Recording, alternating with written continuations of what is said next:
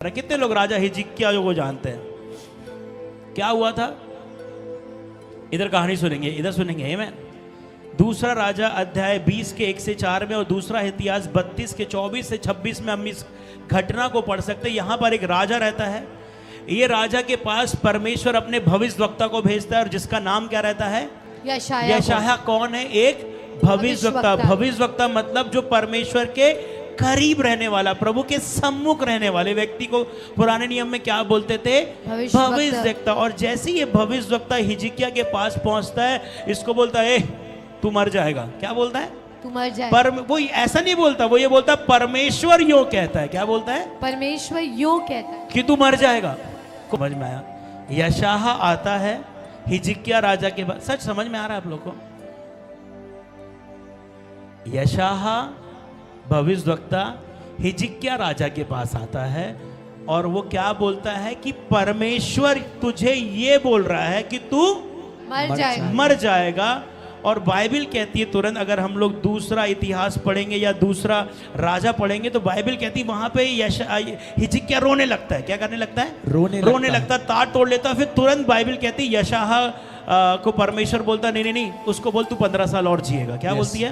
15 साल और जिएगा। अब इस वचन का हमारे लोगों ने बहुत ग्रहण कर लिया और इनको लगता बाबा एक ही चीज है, अगर जीना है, अगर अच्छा होना है हमारे जीवन में तो रोना चालू कर दो, बिलखना चालू कर दो, है ना, घुटने टेक लो, ठाट ओढ़ लो, क्योंकि हिजकिय्याह ने भी यही किया था, अपन भी यही करेंगे और अपन जीत जाएंगे। हाँ, क्या बोलते? रो परमेश्वर के सामने, रो लो, खूब रो लो, खूब रो लो। अब ये सुन के मैं कंफ्यूज हो जाता था कि लॉर्ड सच में लिखा तो है ऐसा?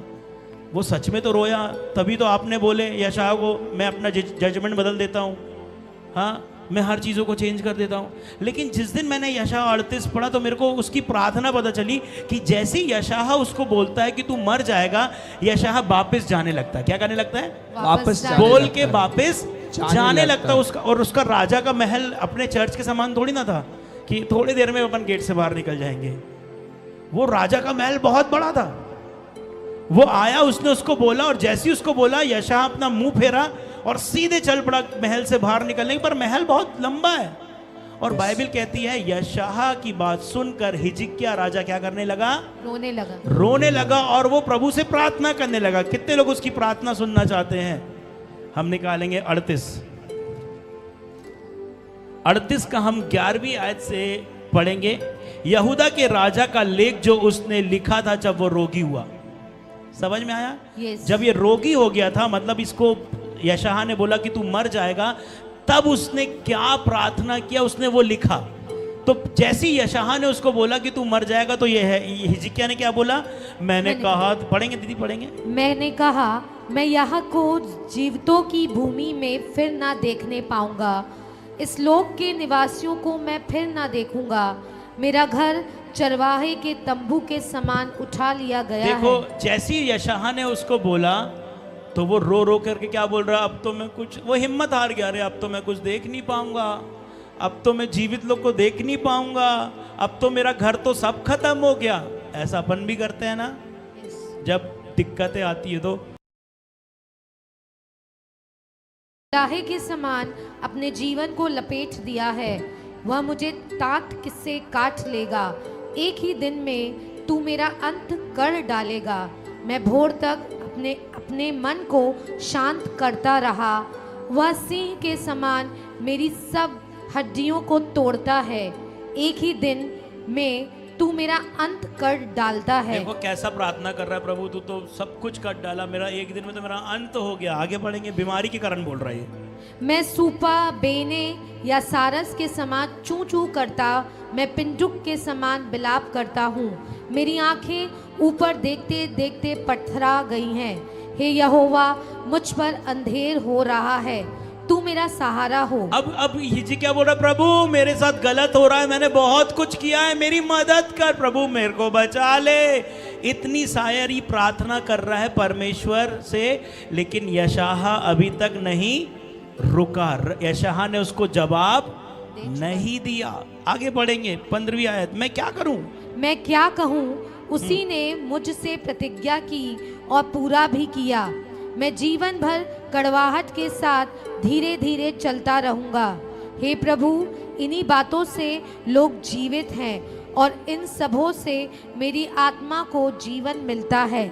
तू मुझे चंगा कर और मुझे जीवित रख। वो बोल रहा है, प्रभु प्लीज मेरे को चंगा कर दे, प्रभु प्लीज मेरे को ठीक कर दे। यशायाह रुका इससे, इस रोने से रुका, इस चिल्लाहट से रुका नहीं। रुका। आगे देख, शांति ही के लिए मुझे बड़ी कड़वाहट मिली, परंतु तूने स्नेह करके मुझे विनाश के गड्ढे से निकाला है, क्योंकि मेरे सब पापों को तूने अपनी पीठ के पीछे फेंक दिया है।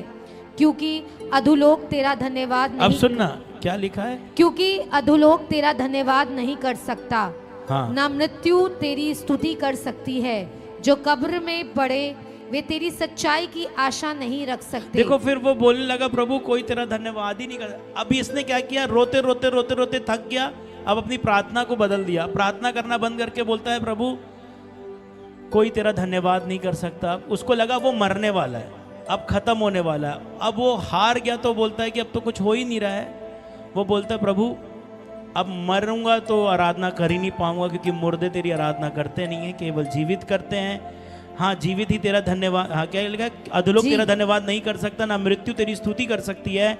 जो कब्र में पड़े हैं वो तेरी सच्चाई की आशा नहीं रख सकते हैं। 19वीं आयत में क्या लिखा है, जीवित, जीवित, हाँ जीवित ही तेरा, हाँ जीवित ही तेरा धन्यवाद करते हैं, जैसे कि मैं आज कर रहा हूँ। पिता तेरी सच्चाई का सुसमाचार पुत्रों को देता हूँ। यहोवा मेरा उद्धार करेगा, इसलिए हम जीवन भर यहोवा के भवन में तार वाले बाजे बना के अपने रचुए गीत को गाते रहेंगे। इसने जैसे ही बोला कि चलो ठीक है प्रभु, उन लोग आराधना नहीं करते हैं, मृत्यु मैं मर जाऊंगा तो मैं आराधना कर ही नहीं पाऊंगा, लेकिन अब मैं आराधना करने को चुनता हूं। मैं अपना मुंह बंद करके, मैं बुराई को बंद करके बड़ाई करना चालू करता हूं। बाइबल कहती है यशायाह रुक जाता है और यशायाह बोलता है कि प्रभु बोल रहा है कि तुझे 15 साल और जीवन देगा, तेरे फोड़ों पे अंजीर की टिक्कियां लगाए जाए। आमीन। पहले क्यों नहीं बोला उसने? जब जब स्तुति आई है उसके बाद ही निर्णय बदला है। आमीन। उसके बाद ही देखो, praise will not give you victory, praise is victory. Yes, आमीन। हालेलुया। स्तुति आपको विजय दिलाएगी नहीं, स्तुति ही विजय है।